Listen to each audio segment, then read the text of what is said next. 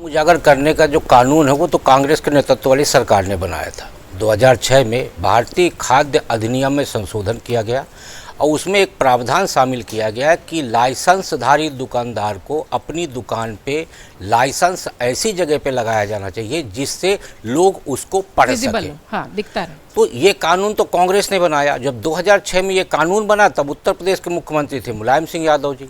अगस्त 2011 में पूरे देश में ये कानून लागू किया गया, तब मायावती जी थी और ठीक एक साल के बाद उत्तर प्रदेश के मुख्यमंत्री बने थे अखिलेश यादव जी। तो ये विरोध तब क्यों नहीं हुआ कि पहचान उजागर करना अनिवार्य नहीं है? ये विरोध आज क्यों हो रहा है?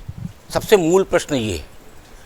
तो यदि कानून बना हुआ है तो कोर्ट भी कानून के दायरे में काम करता है और कानून संसद बनाती है। संसद ने जो कानून बनाया है वो राज्यों को लागू करना अनिवार्य होता है, लेकिन बहुत सारे कानून राज्य अपनी सुविधा के हिसाब से लागू करते हैं और वही जब सुविधानुसार कानून लागू होता है तो वो राजनीति का कारण बन जाता है। उत्तर प्रदेश में कावड़ के दौरान पहचान उजागर करने या नाम पट्टिका लिखने का जो विषय आया है वो अब कानून राजनीतिक रूप ले चुका है। इसलिए हर साल सावन में ये विषय उठता है। पिछले बार भी उठा था कि ठेले वाले का भी नाम लिखा जा रहा, दुकानों में भी नाम लिखा जा रहा।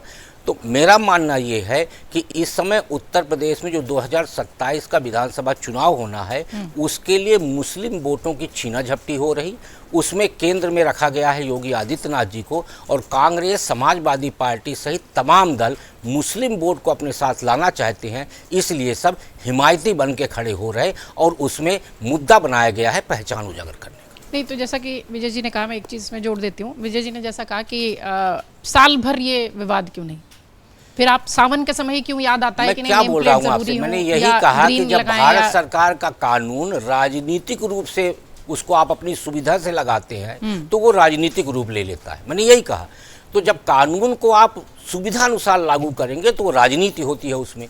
तो उत्तर प्रदेश में भी जैसा विजय जी ने कहा, रामकृपाल जी ने कहा, तो कानून को सुविधाजनक तरीके से जब लगाया गया तो वो राजनीतिक रूप ले लिया। उस राजनीतिक रूप में केंद्र में रखे गए हैं जो अपने बड़े धार्मिक चेहरा हैं योगी आदित्यनाथ जी, और उसमें कुल मिला के मुस्लिम वोटों की छीना झपटी हो रही है कि कौन मुस्लिमों का सबसे बड़ा हिमायती है। अगर आप ये वीडियो YouTube पर देख रहे हैं तो हमारे चैनल को सब्सक्राइब कर बेल आइकन दबाएं और Facebook पर देख रहे हैं तो हमारे पेज को लाइक करें।